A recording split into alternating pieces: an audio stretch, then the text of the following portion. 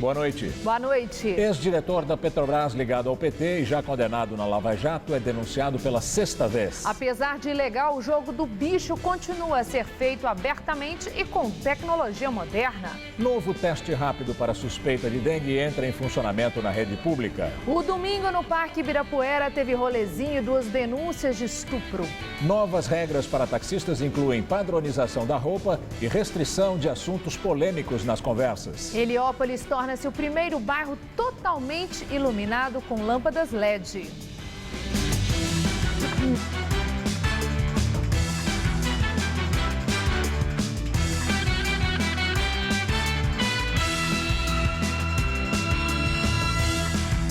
Os jogos de azar podem ser liberados no Brasil.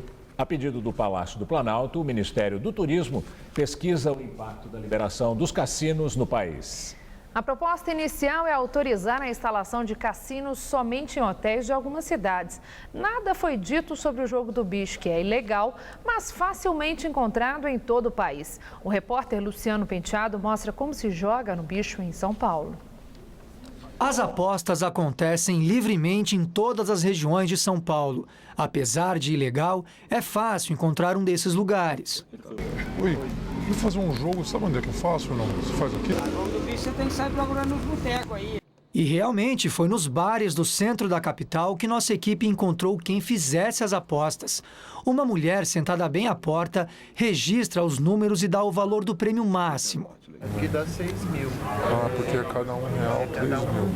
3 mil. Em outro bar, mais uma vez é uma mulher quem recolhe as apostas. Ela fala que são vários sorteios diários. Tem a PT, a Band, a PTN e a Coruja ainda. Tudo hoje? Tudo hoje. As siglas se referem aos horários em que os sorteios são feitos. Por exemplo, PT para todos, PTN para todos noturna, FD Federal, Coruja ou Corujinha, corrida da noite. Geralmente, os horários são 11h30 da manhã, 2h30 da tarde, 18 horas e 9 da noite. A aposta sempre é lançada em uma maquininha de cartão e o comprovante, igual a das operadoras, sai na hora. O prêmio máximo aqui fica como? Sendo quanto? Fica 50 centavos para cada um, 25 para milhar, 25 para centena. 300, 600, 700, se der a milhar vai dar quase R$1.000. Com a modernização do sistema, já é possível acompanhar os resultados até pela internet. Hoje, o jogo é considerado uma contravenção. A pena máxima é de 1 ano de prisão ou multa. E se tudo é feito assim, tão facilmente, por que o jogo do bicho não é foco de investigação policial?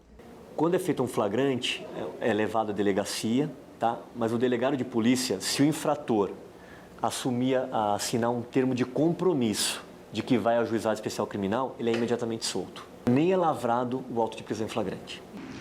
A origem do jogo do bicho nos remete ao ano de 1892. Naquela época, o então fundador do Jardim Zoológico do Rio de Janeiro, o Barão de Drummond, criou uma espécie de sorteio de brindes, que funcionava assim. Na entrada, cada visitante recebia um ticket com a foto de um dos 25 animais do zoológico. O sorteio acontecia todos os dias e dizem que teria nascido ali a expressão "que bicho deu", utilizada até hoje. O dono do ticket sorteado ganhava até 20 vezes o valor do bilhete. Alguns números utilizados hoje correspondem ao número da jaula de cada animal daquela época.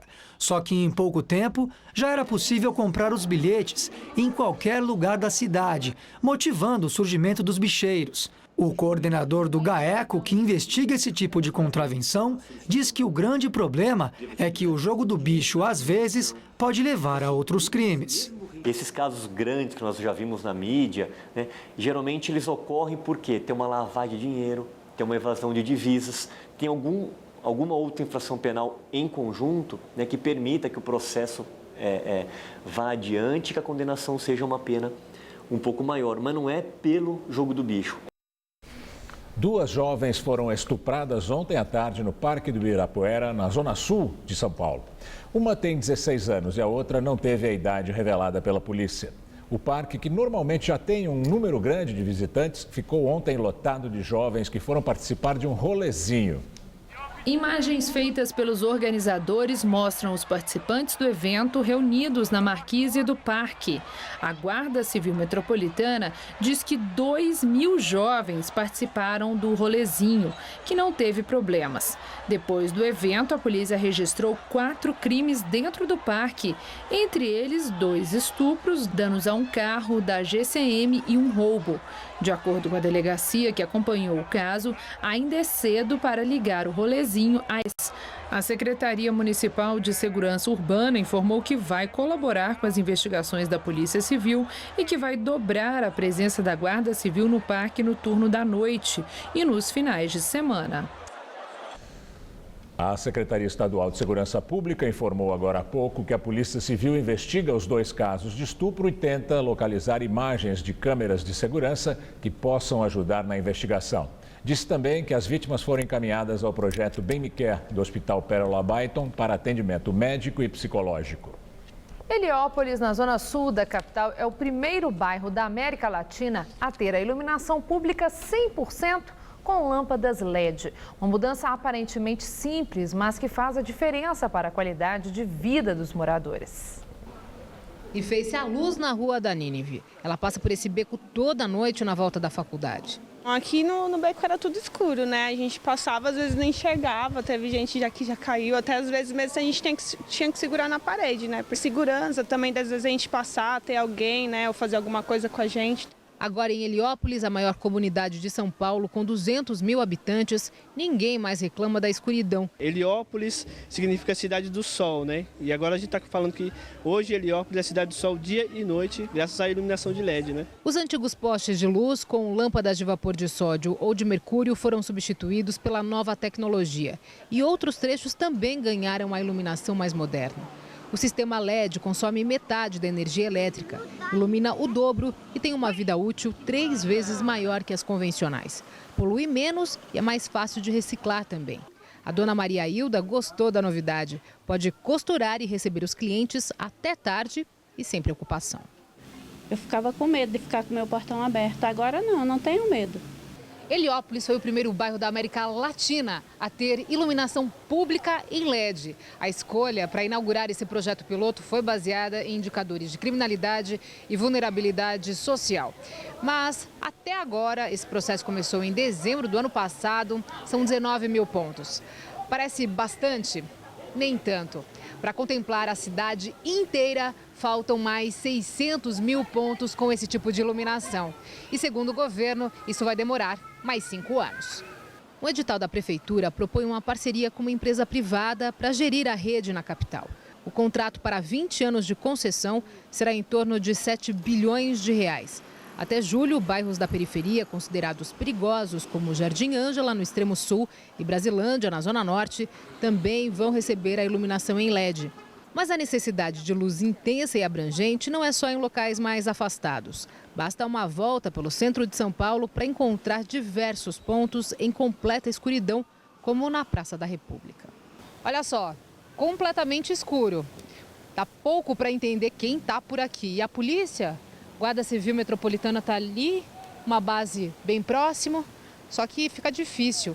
Se até de perto a gente não consegue ver quem está por aqui, imagina de longe. A gente geralmente procura uns pontos mais cheios, que nem é esse. Tem uns pontos ali que é um pouco mais vazio e é mal iluminado e é bem difícil. Principalmente pra gente, mulher, todo vinho sozinha é complicado.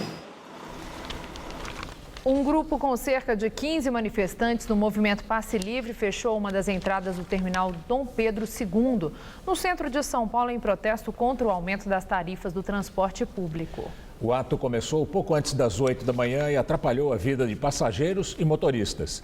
Segundo a SP Trans, o terminal tem 2 entradas e os ônibus foram desviados para uma passagem que estava liberada.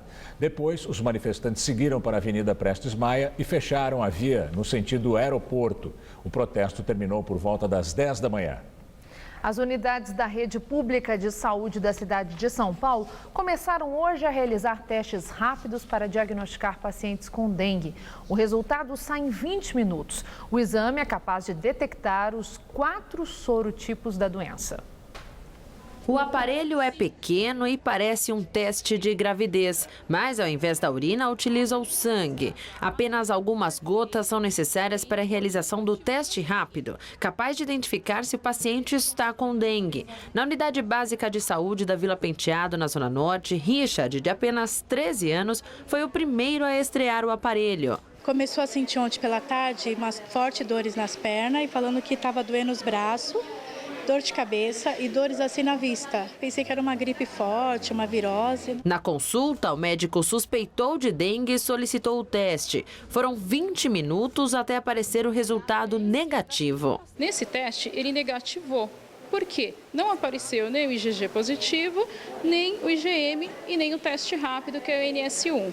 Quando dá positivo, o teste rápido confirma a doença, mas o diagnóstico negativo pede outros exames. Por isso, o Richard vai voltar na próxima sexta-feira. A médica vai para uma segunda abordagem agora, que é pedir a sorologia para esse paciente. Ele vai colher no 6º dia de sintoma, né? E aí a gente vai continuar o acompanhamento desse paciente. Serão disponibilizadas 50 mil unidades do teste até a primeira quinzena de março, que é o período considerado como o maior pico de transmissão da doença. Mas vale lembrar que, apesar da rapidez e da facilidade, o teste não está disponível para todas as pessoas. Serão submetidos ao teste rápido apenas pacientes que apresentem dores de cabeça, nos olhos, nas articulações e no corpo. Fraqueza, tontura, vômito e sangramentos também são sintomas de dengue. Além do diagnóstico mais rápido, o novo procedimento vai contribuir também para mapear as áreas de incidência da dengue. O distrito da Brasilândia, por exemplo, região onde o pequeno Richard mora, terminou 2015 com quase 9.800 notificações. A importância é a gente fazer o diagnóstico confirmado da dengue. E aí a gente consegue notificar a vigilância sobre isso. E a vigilância leva os agentes zoonosos na residência da pessoa e faz o bloqueio do quarteirão em busca do foco da dengue. E aí evita de transmitir a doença. Mensagens do presidente da empreiteira OAS, Léo Pinheiro, indicam que ele tentou garantir votos no Superior Tribunal de Justiça. As suspeitas se baseiam na troca de mensagens entre Léo Pinheiro e o ex-diretor jurídico do grupo, Bruno Menezes Brasil, entre 2012 e 2013. Segundo o relatório da Polícia Federal, as conversas revelam a tentativa de aproximação com 2 ministros do STJ. O objetivo era atrasar ao máximo o andamento de ações de improbidade administrativa contra a OAS. A ação, segundo reportagem do jornal O Globo, incluiu uma suposta busca de ajuda junto ao advogado Marcos José Santos Meira, filho de José de Castro Meira, ministro do STJ, que se aposentou em setembro de 2013. O advogado atua em processos na corte. Outro ministro citado nas conversas é Mauro Campbell. Numa das mensagens, Léo Pinheiro quis saber o nome do ministro. Em outubro de 2012, o empreiteiro e o diretor jurídico comemoram a vitória num processo por 2-1.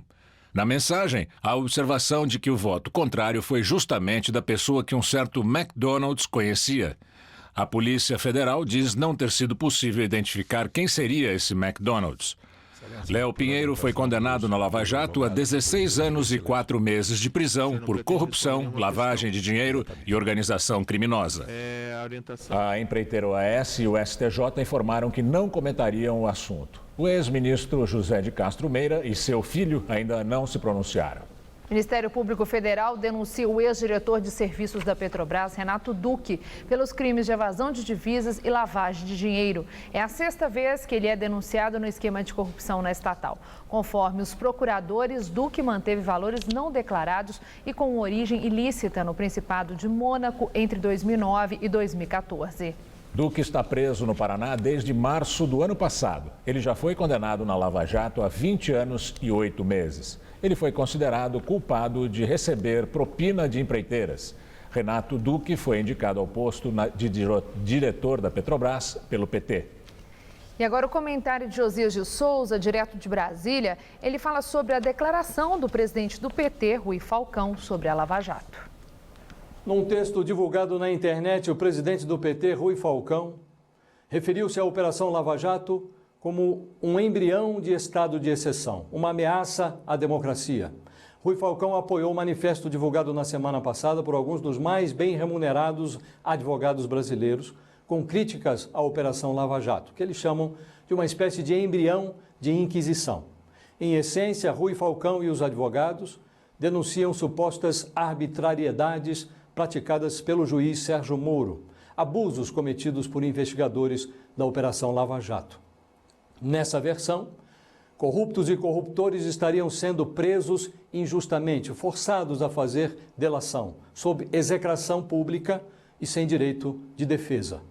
Eles se esquecem que a maioria das decisões do juiz Sérgio Moro está de pé porque tribunais superiores confirmaram essas decisões. No comando do PT, um partido que abandonou a ideologia para cair na vida, Rui Falcão acha que o que ameaça a democracia brasileira é a investigação. Neste caso, está muito fácil de resolver o problema. Basta que se interrompa o roubo. Sem o assalto, não há sujeira a ser investigada. E o PT não precisa nem lavar as mãos, nem tentar fazer sumir o sabonete. Boa noite.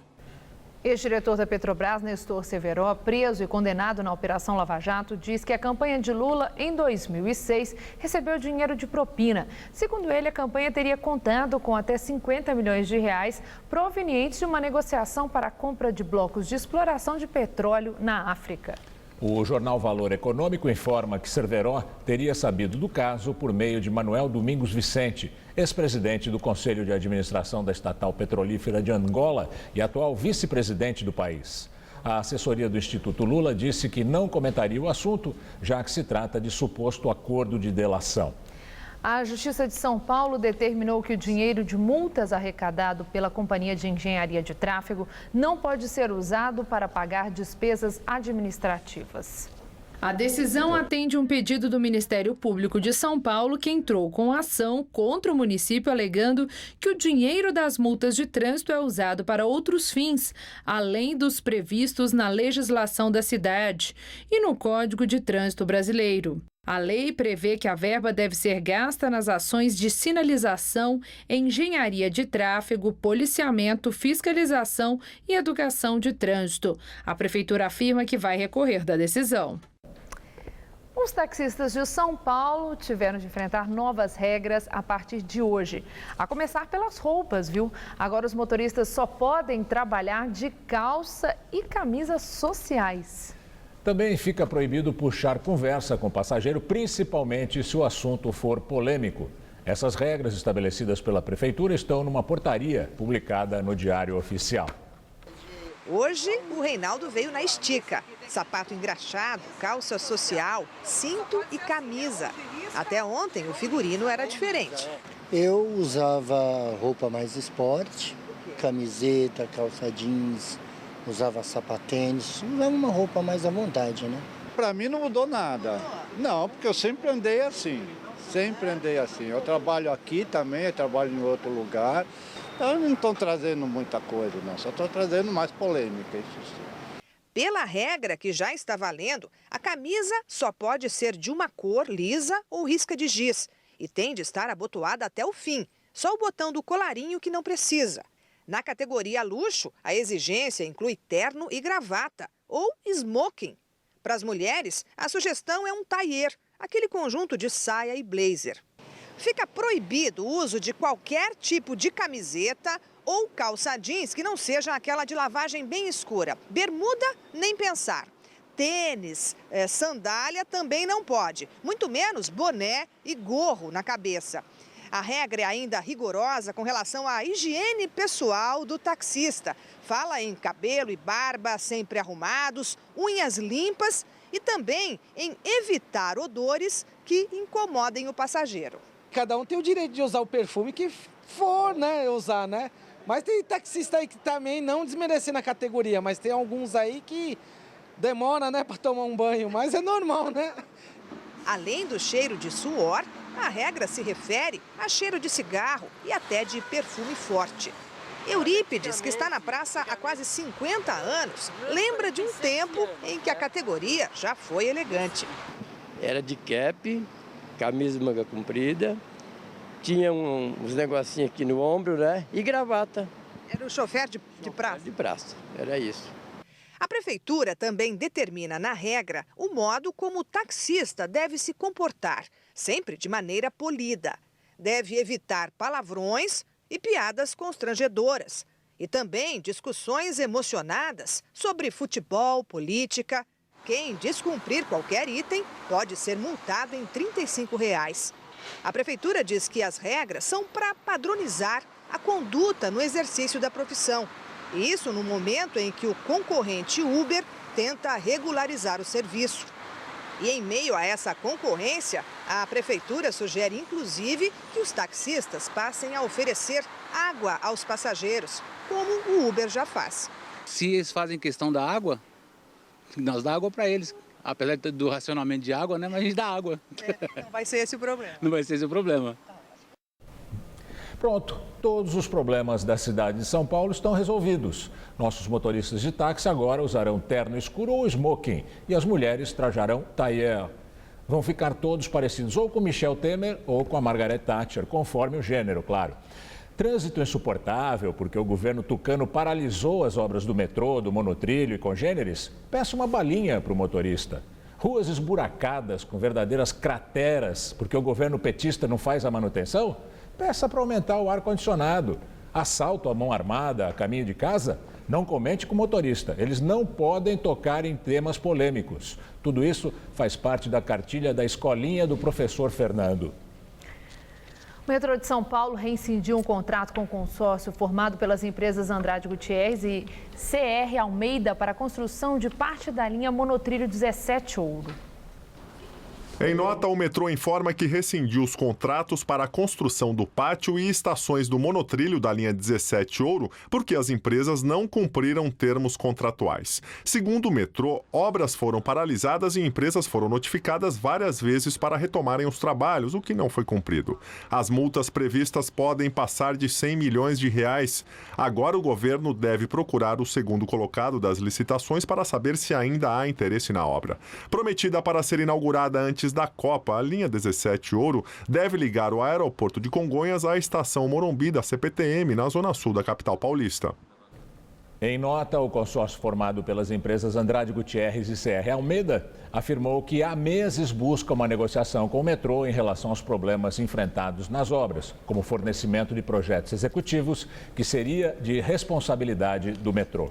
Isso, segundo o consórcio, teria provado atrasos no cronograma das obras e um grande desequilíbrio econômico. O consórcio diz ainda que, diante dos problemas, já havia entrado com uma ação no dia 10 de dezembro de 2015, com o objetivo de rescindir o contrato de via da linha 17. A nota ressalta que, até agora, as empresas não foram notificadas da rescisão dos contratos. E ao contrário do que previam os meteorologistas, o fim de semana não foi de tempo fechado e chuva, aqui na capital pelo menos. Uma diminuição brusca da temperatura deixou o tempo aberto. E olha, esta semana vai ter mais sol do que na semana passada. Vamos ver em detalhes a previsão para o Brasil e o estado de São Paulo com Luciana Magalhães.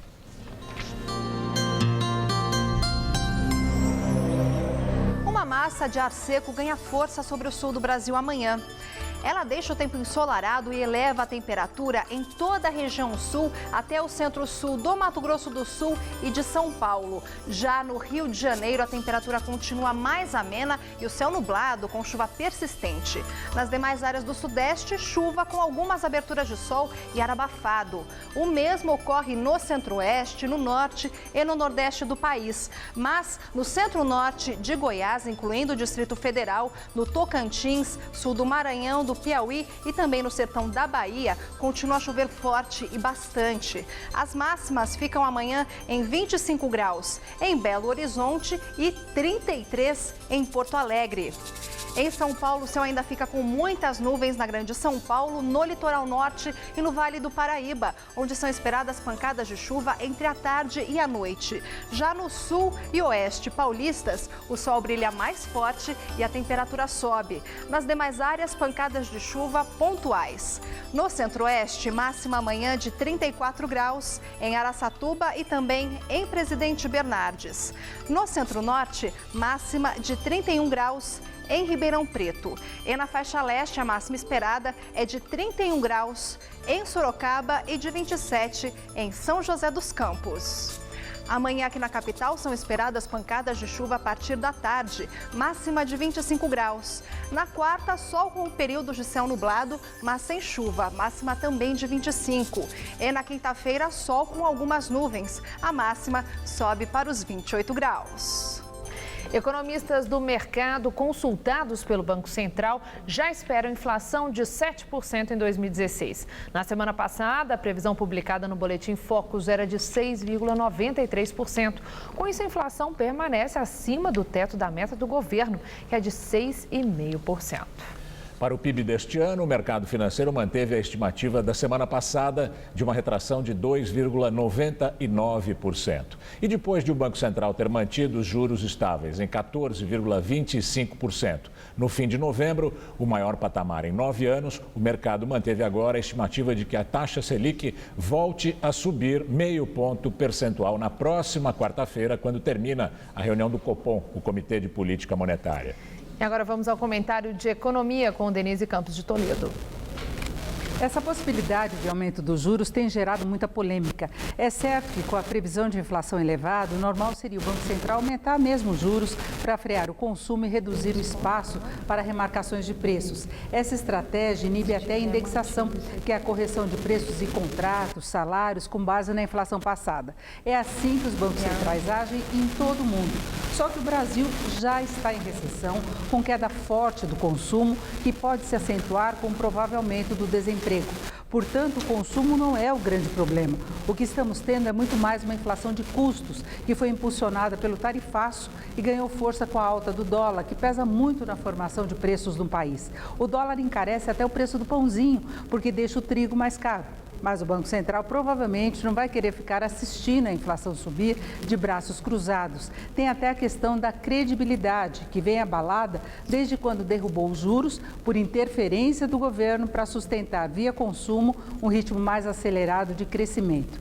Na época, acabou dando margem para uma inflação mais alta que o governo, em mais uma ação equivocada, quis segurar controlando preços administrados como energia e combustíveis. Aí a conta veio pesada. Esses preços foram corrigidos com muito mais intensidade, no momento em que a inflação já ameaçava o teto da meta de 6,5%.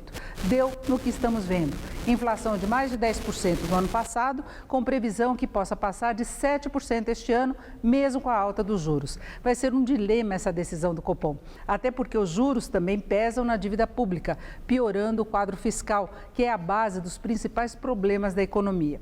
E se os juros derrubarem mais a atividade, ainda tem o reflexo sobre a geração de impostos, comprometendo mais a receita do governo e, consequentemente, o ajuste fiscal. Para mostrar que está fazendo alguma coisa e tentar, pelo menos, estabelecer uma trajetória melhor para a inflação, o Banco Central deve mesmo elevar a Selic. O mercado prevê, como nós vimos, que a taxa básica de juros suba para 14,75% ao ano na reunião desta semana, podendo chegar a 15,25% até o final do ano. O Banco Central depois pode se preparar para muita chiadeira, até da base de apoio do governo. Aliás, se não fosse a pressão que vem do próprio governo, a decisão poderia ser bem mais fácil, sem o peso de o Banco Central ter de mostrar independência. Eu volto na quinta, até lá. Um centro de radioterapia inaugurado há 10 dias em Osasco, na Grande São Paulo, já reduz em 10% o número de pacientes que teriam que se deslocar para o mesmo tratamento no Instituto do Câncer do Estado de São Paulo, o ICESP, que fica na capital. Para quem mora longe, como Regina, o tratamento do câncer pode ser ainda mais desgastante. Desde que descobriu o tumor no útero em 2014, ela tem que se deslocar de Itapevi para São Paulo, às vezes diariamente. Umas 2h30, dependendo do trânsito, né? Às vezes ficava até mais tempo. Há cerca de 10 dias foi inaugurada uma unidade de radioterapia em Osasco, na Grande São Paulo. É mais uma opção de tratamento que funciona no primeiro centro vinculado ao ICESP, o Instituto do Câncer do Estado de São Paulo, que fica fora da capital. Até o ano passado, o centro só realizava consultas ambulatoriais e quimioterapia. Aquela paciente que está na sala da radioterapia é a dona Josefa. Ela descobriu um câncer de mama em 2014 e desde então tem feito tratamento na unidade do ICESP em São Paulo. Mas as 25 sessões de radioterapia ela vai fazer aqui em Osasco, o que vai facilitar muito o deslocamento dela. Dona Josefa, que também mora em Itapevi, vem às sessões de transporte público e chega sempre de alto astral. As pessoas perguntam como é que tá? Tá doente? Não, doente não.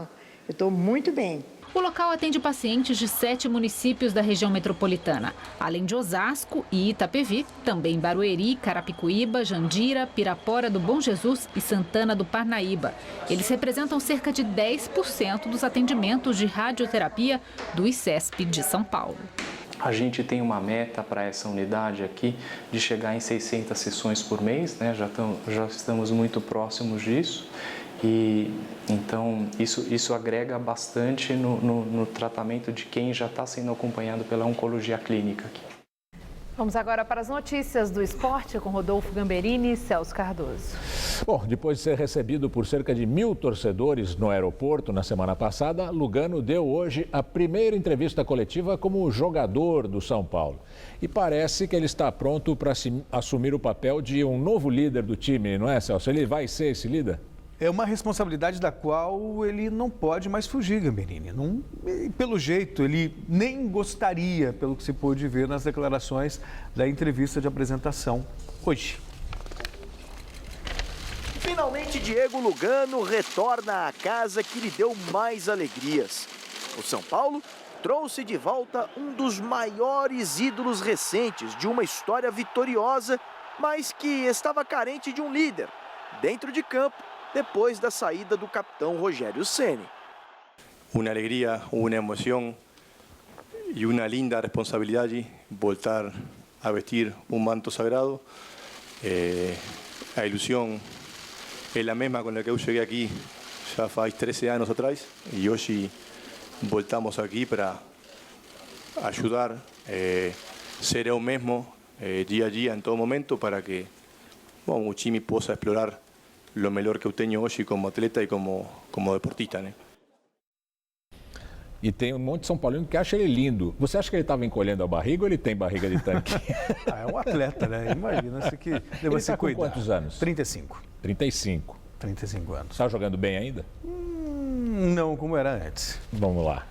A Copa São Paulo teve mais um triste episódio de violência presente em confronto entre policiais e torcedores. Foi no jogo do São Paulo contra o Rondonópolis, em Mogi das Cruzes. O time da capital paulista venceu por 4-0, mas o resultado ficou em segundo plano. Uma verdadeira guerra entre integrantes de torcida organizada e policiais que assustou os torcedores de bem. No duelo de mata-mata, o já classificado São Paulo não teve dificuldade para fazer 4-0 no Rondonópolis. Mas o jogo ficou marcado mesmo pelas cenas de violência fora das quatro linhas.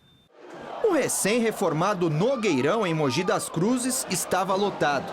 Centenas de torcedores ficaram do lado de fora. Sem ingresso, tentaram forçar a entrada.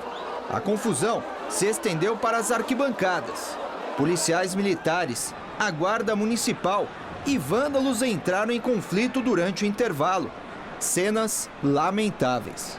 Torcedores cercaram e agrediram policiais com barras de ferro e outros objetos. A polícia tentou conter a confusão com bombas de gás lacrimogêneo. Após o estouro de uma bomba, alguns dos brigões chegam a cair no alambrado. Outro chama os demais integrantes para o confronto com a PM. Alguns exibem um pedaço do corrimão arrancado da arquibancada.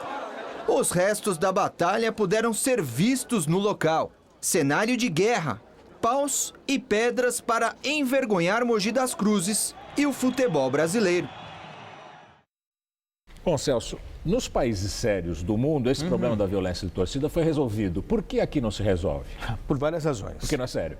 Porque não é sério. As pessoas, o país é sério, as pessoas é que não são. Incompetência para organizar um evento, incompetência da Federação Paulista de Futebol, incompetência da estratégia da polícia e porque não há interesse político em resolver. Quer dizer, são situações que se repetem, a gente prega no deserto e nada muda. Cadê a Secretaria de Segurança Pública que não emitiu nenhuma nota a respeito? Bom, vamos falar da investigação que revelou que alguns jogos do Grand Slam, Wimbledon e possivelmente do Australian Open foram comprados. 16 dos 50 melhores jogadores do ranking da ATP estariam envolvidos. Segundo a apuração dos jornais britânicos BBC e BuzzFeed, acordos entre jogadores de tênis e grupos de apostadores italianos e russos teriam pré-estabelecido resultados improváveis em troca de dinheiro. Segundo Haid Blake, editora de investigações do BuzzFeed, documentos mostram que 8 desses 16 jogadores competem agora no Aberto da Austrália. A britânica ainda disse que alguns dos nomes dos jogadores envolvidos se repetem em outro caso de corrupção no tênis que ocorreu em 2008 e que não foi devidamente investigado. Quando questionado sobre o caso, o tenista sérvio Novak Djokovic disse que em 2006 recebeu oferta de $200 mil de apostadores para entregar partida, mas recusou prontamente. Os nomes dos jogadores envolvidos ainda não foram divulgados.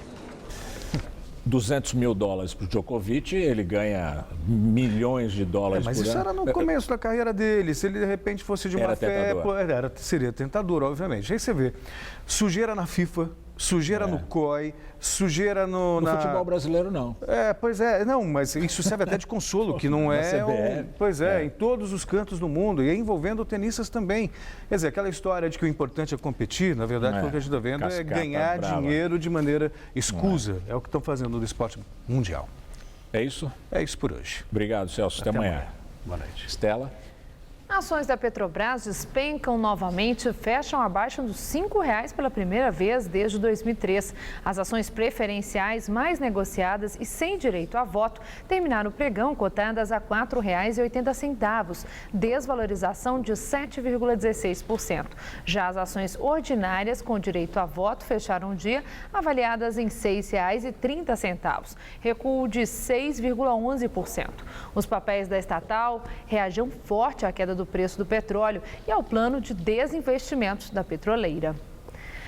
A desigualdade econômica continua crescendo no relatório que revela que 1% da população detém a mesma riqueza dos 99% restantes. A organização não governamental britânica Oxfam divulgou o estudo com base em dados de um banco suíço. Segundo o relatório, a desigualdade econômica se aprofundou nos últimos anos e cada vez menos pessoas controlam quantidades maiores de dinheiro. Em 2010, 388 pessoas acumulavam o equivalente à metade mais pobre da população.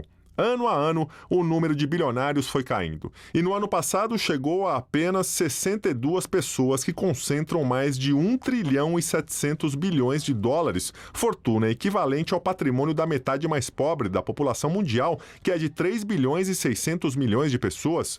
O estudo será oficialmente apresentado esta semana no Fórum Econômico Mundial em Davos, na Suíça. Na entrevista do dia com Maria Lídia Flandoli, as perspectivas de reversão da crise econômica e retomada do crescimento.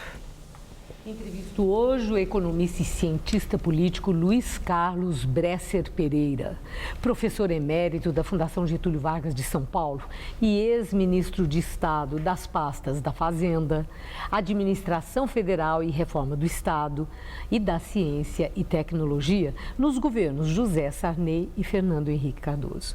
Muito obrigada, professor, por estar conosco. E, professor, grande prazer.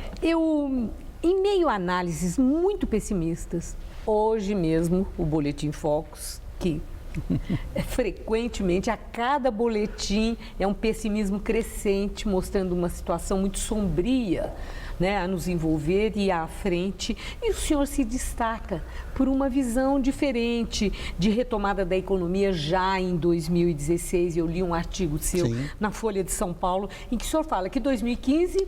foi o ano da crise e que 2016 será o ano da reversão. Isso. Em que se baseia esse otimismo, professor? Então, isso se baseia no fato de que nós estamos realmente numa recessão muito grande, mas essa recessão, não é uma crise, e essa crise já fez o ajuste fundamental. Porque o ajuste fundamental que a economia brasileira precisava fazer era o ajuste da taxa de câmbio. Nós tínhamos uma taxa de câmbio que era enormemente apreciada, quer dizer, o que tornava as empresas industriais não rentáveis. Então, fecharam uma quantidade enorme de empresas, quer dizer, outras viraram meras importadoras, né? E o lucro das que sobraram estava lá embaixo, de forma que elas não podiam investir. Era muito mais negócio aplicar o dinheiro, né, na poupança do que investir. E não continua assim? Não, mudou. Mudou substancialmente, porque tudo isso era causado por uma taxa de câmbio muito apreciada, que fazia que era muito mais barato importar as mercadorias que você fabricava aqui, né? Então, por isso que o seu lucro desaparecia e seu estímulo... Mas ao invés de investir e correr riscos com a taxa de juros tão elevada... Então, isso era outra... Existe aí um outro estímulo para essa ciranda financeira? Então, o que eu sempre digo é que existe no Brasil uma armadilha da taxa de câmbio apreciada e da taxa de juros muito alta. O que foi resolvido nessa crise foi o problema da taxa de câmbio. Por enquanto, depois pode voltar outra vez a apreciar. Então, e nós já estamos vendo resultados disso. Quer dizer, há várias empresas que já estão voltando a exportar. Ainda hoje no Valor tem uma notícia de que as exportadoras de manufaturado já se tornaram, quer dizer, as exportações de manufaturado já ficaram maiores do que as demais exportações. Isso não acontecia há muito tempo, né? Ou seja, o mercado está reagindo. A gente tem que entender que a economia é um sistema de mercado em que as pessoas funcionam, as empresas, etc., de acordo com os incentivos que recebem. Quer dizer, eles estavam muito mal incentivadas. Agora, tem muita gente que continua muito pessimista. Eu acho que eu não estou tanto assim. Não está mesmo. Não estou mesmo. Mas é interessante. Agora, a presidente Dilma também não está. E ela insiste no ajuste fiscal. E o PT é contra, pressiona a presidente por uma outra visão, entendendo que o ajuste fiscal vai apenar a população. No seu entender, é fundamental o ajuste fiscal para a superação dessa recessão? Eu acho que é necessário, não é fundamental. É necessário, é recomendável. Quer dizer, quando surgiu, e é uma coisa muito esquisita. Logo que começou, no começo de 2015, eu escrevi um artigo que dizia uma coisa assim, um ajuste fiscal esquisito, estranho, porque é fazer um ajuste fiscal no momento em que você está em recessão. Geralmente você faz um ajuste fiscal quando a economia está expandindo demais e a inflação está muito alta e você faz o ajuste. Nesse caso, nós tínhamos que fazer uma situação ao contrário, não é? Por quê? Porque acontece que nos 2 anos últimos do governo da Dilma, houve uma expansão fiscal muito grande e essa foi uma das causas da crise, porque houve uma expansão fiscal, aquelas desonerações, né, fiscais, que tiveram um efeito péssimo na receita do Estado, ao mesmo tempo que não causavam a retomada do crescimento, porque não substituíam o câmbio apreciado, né? Quer dizer, então nós ficamos com um déficit público este ano de 2015 que foi a 9% em termos nominais. É uma loucura. Fazer em cima disso expansão. Aí vieram meus amigos de esquerda e disseram, não, mas a solução era expandir. Bobagem. Quer dizer, se fosse expandir em cima disso, em vez de 9%, 12% de déficit público, estávamos perdidos. Aí dizem eles, não, mas a causa dessa crise agora é esse ajuste fiscal. Isso é uma loucura. Quer dizer, o ajuste fiscal foi pequeno. Quer dizer, é muito difícil fazer ajuste fiscal no Brasil porque as despesas são todas pré-determinadas. Existem as disposições taxas que você é obrigado a ter para a educação, para a saúde, etc., que torna rígido o orçamento. Então, o ajuste que houve foi pequeno. Quer dizer, o que foi realmente importante de ajuste, eu já disse, foi o ajuste cambial. Agora, a outra coisa que existe é que esse pessimismo que há no Brasil tem um elemento político também. Essas consultorias, por exemplo, primeiro que elas erram o tempo todo. Escandalosamente erram. Para você ter uma ideia, em janeiro do ano passado, janeiro de 2015, né, elas previam que o Brasil iria crescer neste ano de 2015. 0,5%. Pouco, mas ia crescer. Né? Quer dizer, vai cair mais de perto de 4%. Veja como elas erram. Mas, quer dizer, essa crise é também uma crise política. E no meio da crise política há uma crise violenta ao PT, não é? E aos 12 anos de um governo de esquerda no país. Esse PT cometeu erros graves. Mas o PT, o senhor está falando isso, aí entra a questão. PT é vítima ou é artífice? É as duas coisas. Da situação em que estamos. É as duas coisas. Ele como governantes, eles erraram, né? No câmbio no governo do Lula, no ajuste fiscal no caso da Dilma nos últimos 2 anos e erraram se envolvendo numa corrupção, eles e o PP, maior do que os outros partidos e bem maior. Isso foi uma coisa lamentável. Mas o que eu quero sugerir é o seguinte, que então essa indignação virou uma oposição violenta, pedido de impeachment, claramente anticonstitucional, etc. E, quer dizer, e você prever o mal, o desastre, etc., faz parte da política agora, faz parte dessas consultorias. O senhor acha que depois do recesso vai continuar esse espírito, esse clima, mesmo tendo o Supremo já definido o rito do impeachment e arrefecido, né, aquele ânimo pró-impeachment? Parece que essa coisa deu uma acalmada. Eu acho que acalma. Hoje a Marina deu uma entrevista na Folha, quer dizer, e ela me disse uma coisa, ó, o que precisa ver com clareza é se houve corrupção no caso do financiamento de campanha. Se você conseguir demonstrar isso, quer dizer, tudo bem. Está sendo julgado no Tribunal Superior Eleitoral. É que vai ser julgado. Está isso. lá no processo. Se conseguirem apresentar dados, tudo bem, senão temos que esquecer esse assunto e tratar de governar o país. E outras sugestões? Por exemplo, a presidente Dilma defende a volta da CPMF como fundamental também.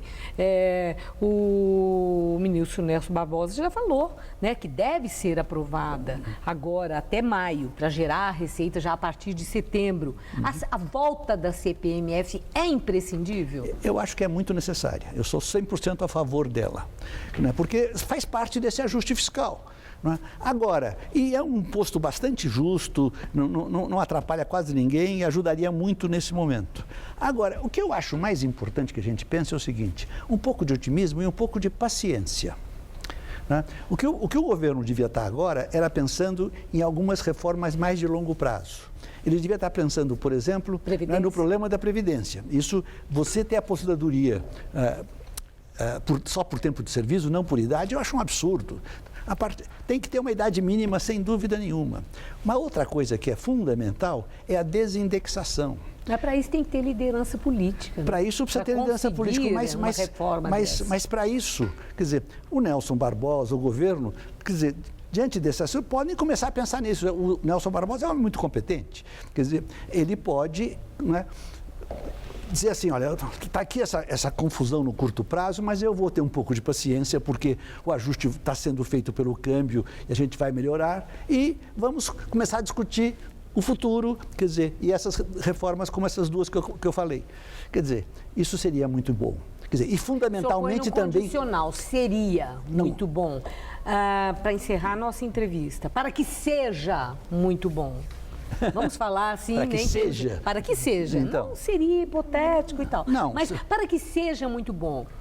Muda alguma coisa com o novo ministro? A presidente Dilma tem o resgate de uma força política para que ela consiga liderar essas mudanças que o senhor mostra que são importantes para a reversão que o senhor acredita que de fato vai acontecer? Não, a reversão está sendo feita pelo mercado. E nós temos que entender uma coisa, a Dilma, ou quem quer que esteja no lugar dela, os governantes têm um poder muito limitado. Quer dizer, eu trabalhei com presidentes e muitas vezes eu pensam que ele tem um enorme poder. Não tem. Quer dizer, ele tem enorme poder de nomear e desnomear ministros, mas poder sobre a sociedade, sobre a economia, sobre... Quem tem? Ninguém. É um processo, quer dizer, o mercado tem um poder grande, quer dizer, a sociedade mais ou menos tem um poder, mas muito espalhado. É uma coisa muito... Quer dizer, por isso que eu digo que é preciso paciência e preciso debater essas questões novas. Como também a doença holandesa. É fundamental que a gente não permita que a taxa de câmbio volte a se apreciar. Então, isso precisa uma legislação sobre isso, uma reforma sobre isso. São coisas de médio prazo que a gente precisa pensar, porque olhar só aqui para o dia a dia está feio, mas vai melhorar. Muito obrigada, professor. Uma boa noite. Muito boa noite. Gamberini. O apresentador José Luiz da Atena anunciou que não vai mais ser candidato à Prefeitura de São Paulo pelo Partido Progressista, que vai se desfiliar do PP. Datena disse que não pode permanecer no partido, que é suspeito de desviar 358 milhões de reais da Petrobras, conforme denúncia do Procurador-Geral da República, Rodrigo Janot. E você vai ver a seguir. Morreu na França um paciente que foi cobaia para um novo medicamento. E o acordo entre Irã e Estados Unidos.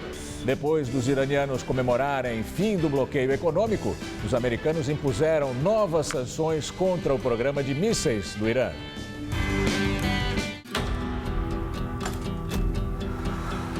Quando é dada a largada, somos todos energia. É bola rolar em campo. Somos todos paixão.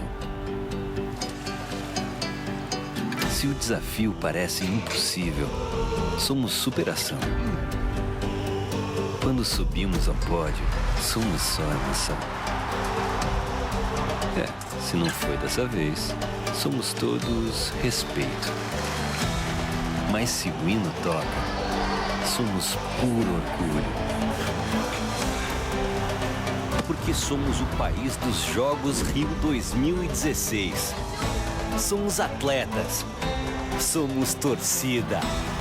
Somos anfitriões. Somos todos Brasil. Pratique o espírito olímpico. Qual Casper você é? A minha Casper é informação. A minha Casper é organização. A minha Casper é criação. A minha Casper é luz, câmera, ação. Essa é a minha Casper. Essa é a nossa Casper. Você dedicou noites, abriu mão dos finais de semana e até perdeu o namorado.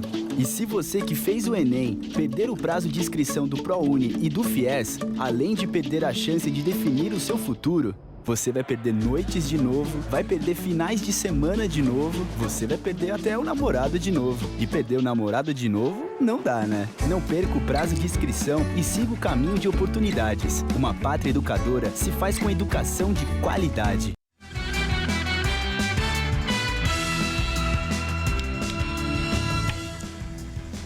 O Irã comemora a suspensão das sanções internacionais, mas protesta contra novas sanções americanas contra seu programa de mísseis.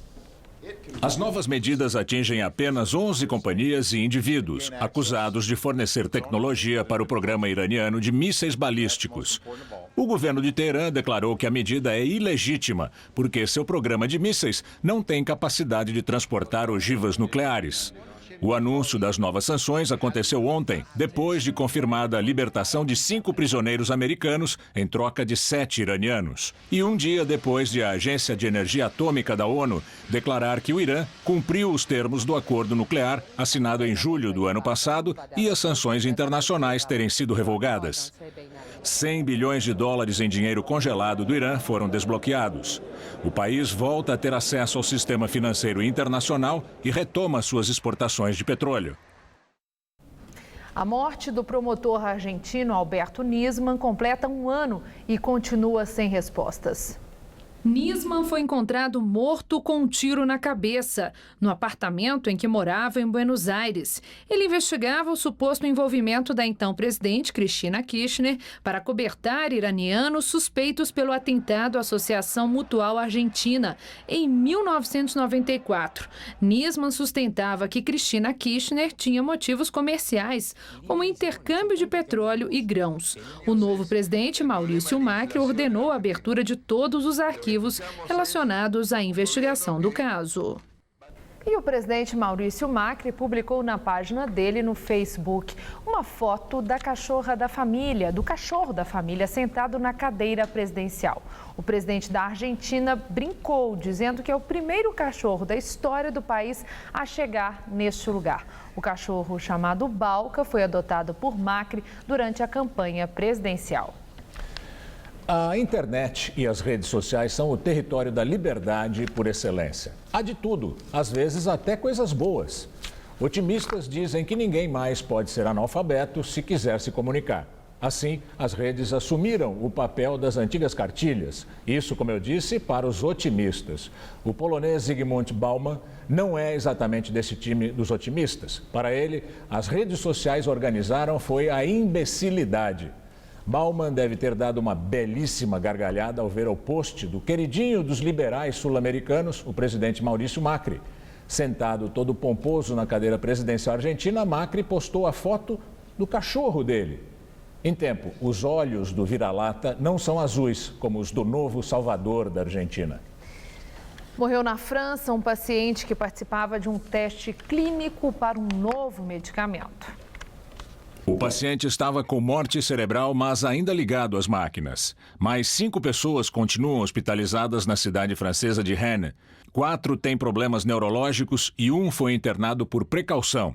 O teste pesquisava os efeitos de um novo analgésico desenvolvido pelo grupo farmacêutico português Bial e estava sendo conduzido na França pelo laboratório particular BioTrial. Os testes foram interrompidos. 84 pessoas foram chamadas para ser examinadas. Imagens divulgadas pelo Estado Islâmico mostram combates na cidade síria, onde o grupo teria sequestrado e matado centenas de civis. O vídeo mostra combates entre extremistas do Estado Islâmico e forças sírias na cidade de Deir ez-Zor, controlada pelo governo. A agência oficial de notícias SANA disse que antes de se retirar, os terroristas executaram cerca de 300 pessoas, incluindo mulheres e crianças, todos sunitas. Deir ez-Zor fica numa área rica em petróleo que serve de conexão entre Raqqa, onde os extremistas instalaram a capital de seu califado, e territórios controlados pelo Estado Islâmico no Iraque. Fortes nevascas atingem a Turquia e o Japão. Centenas de voos foram cancelados. A neve em Tóquio atrapalhou a vida de quem saía para o trabalho. Várias linhas de trens tiveram atrasos. Cerca de 120 pessoas ficaram feridas em várias partes do país. Mais de 140 voos nacionais foram cancelados. Em Istambul, a nevasca começou na tarde de domingo. 500 voos foram cancelados. O jato particular ficou atolado na pista. Os transportes terrestres também foram afetados e nas escolas as aulas foram suspensas. O Jornal da Gazeta termina aqui. A edição de hoje pode ser vista no site do Jornal da Gazeta. Mais notícias em nossa edição das 10. Uma excelente noite para você. Até amanhã. Nós voltamos amanhã às 7 da noite. Até lá. Hoje, 11h30 da noite, Fred Melo Paiva discute a violência policial em cidade ocupada.